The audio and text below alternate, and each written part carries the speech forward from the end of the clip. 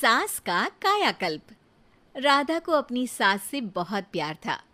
Mummy जी, आपकी साड़ी कितनी प्यारी लग रही है। काश मैं भी आपके जैसी साड़ी पहन पाती। अरे बेटा, हमारे जमाने में तो साड़ी ही चलती थी। तू क्या करेगी साड़ी पहनकर? दिन भर भागा दौड़ी करती है। साड़ी कंफर्टेबल नहीं फील कराएगी। तू तो ऐसे ही जचती है बेटा।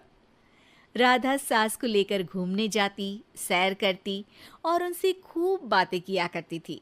एक दिन, अरे राधा और माँ सुनो, अब हम लोगों को बम्बई चलना पड़ेगा। मेरी नई नौकरी वहीं लगी है। अरे वाह माँ, कितना मजा आएगा ना। अरे नहीं नहीं, मैं नहीं जाऊंगी।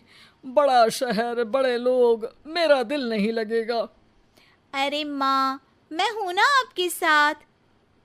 और सारा परिवार बड़े शहर में शिफ्ट हो जाता है। एक दिन, राधा, तू भी अब नौकरी में जाने लगी है। मैं तो बोर हो जाती हूँ। सोच रही हूँ आसपास की औरतों से दोस्ती कर लूँ। हाँ हाँ माँ, और क्या। यहाँ की औरतें तो किटी पार्टी और बहुत सी फन लविंग एक्टिविटी करती हैं। तो बेटा, दो चार फन लविंग से मुझे भी मिलवा देना। बहू सास के साथ बाहर निकलती है तो देखती है कि सास की उम्र की जो औरतें टहल रही हैं, उनका पहनावा ओढ़ावा सास से बिल्कुल अलग है। लेकिन फिर भी राधा एक औरत को रोकती है। Hello aunty, how are you? Oh great darling. Aunty, हम लोग यहाँ नए शिफ्ट हुए हैं। ये मेरी मम्मी है। क्या ये कल से आप लोगों को ज्वाइन कर सकती हैं? वो औरत सास की तरफ बड़ी ही अजीब नज़रों से देखती है, फिर कहती है, अब ठीक है, कल से भेज देना। सास समझ जाती है कि उस औरत को वो ठीक नहीं लगी, लेकिन फिर भी वो कुछ नहीं बोलती। अगले दिन, अरे माँ, अच्छी सी साड़ी पहनकर तैयार होकर जाइए। आपको आपकी दोस्तों के पास जाना है ना। और नहीं नहीं, मैं सोच रही हूँ घर पर बैठकर टीवी देखूं। वैसे भी रामायण का नया एपिसोड आएगा। नहीं माँ, आप जाओ ना, लोगों से मिलो, बात करो, अच्छा लगेगा। ना चाहते हुए भी सास उन लोगों के पास जाती है, लेकिन सभी सास से बुरा व्यवहार करते हैं। सास मुंह लटकाकर घर आ जाती है। बहू समझ जाती है कि सास को कुछ हुआ है। वो रोज सास को पार्क में भेजती, लेकिन सास रोज मुंह लटकाकर वापस आ जाती। क्या हुआ माँ, आप बाहर जाकर खुश नहीं होती हैं? अरे बेटा, खुश तो हूँ लेकिन लेकिन क्या माँ, आपको तो लोगों से मिलना, बातें करना अच्छा लगता था।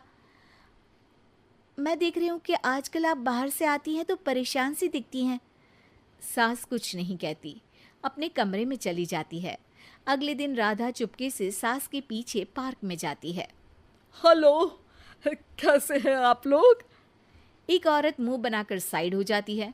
सभी एक दूसरे से बात करती हैं, लेकिन राधा की सास साइड में चुपचाप अकेली बैठी रहती हैं। राधा घर आती है और सास के वापस आने का इंतजार करती है। सास मुंह लटकाकर घर आती है। अरे मम्मी जी, तब से इंतजार कर रही हूँ, जल्दी तैयार हो जाइए, मार्केट जाना है। राधा सास को लेकर बाजार जाती है और उन्हें कुछ मॉडर्न कपड़े दिलाती है। अगले दिन सास उन कपड़ों को पहनकर पार्क में जाती है। Oh my God, you are looking gorgeous. Beautiful top, कहाँ से लिया? हे, मेरे घर में कल किटी है, तुम जरूर आना। अजीब औरतें हो तुम लोग। मैं रोज आती थी तब तो तुम लोग सीधे मुंह बात भी नहीं करती थी। आज इन कपड़ों को देखकर तुम मुझे घर बुला रही हो। लेकिन सुनो, अब मुझे तुम लोगों से कोई बात नहीं करनी और ना ही दोस्ती करनी है। अरे तुम तो बुरा मान गई। वैसे दोस्ती नहीं करनी थी तो ये कायाकल्प क्यों किया? ये मेरी बहू ने किया है। मैं यहाँ सिर्फ ये देखने के लिए आई थी कि तुमको मुझसे समस्या है या मेरे कपड़ों से। कपड़े तो बदले जा सकते हैं। अच्छा चलो, जो भी हो, अब हम लोग तुम्हें अपने साथ रखने को तैयार हैं। लेकिन अब मुझे तुम लोग नहीं पसंद। ये बोलकर राधा की सास वहां से चली जाती है। वाह माँ जी, आज तो आपका चेहरा खिला खिला सा लग रहा है। लगता है आपकी सहेलियों ने आपको अपना लिया। हाँ, वो तो अपनाना ही था।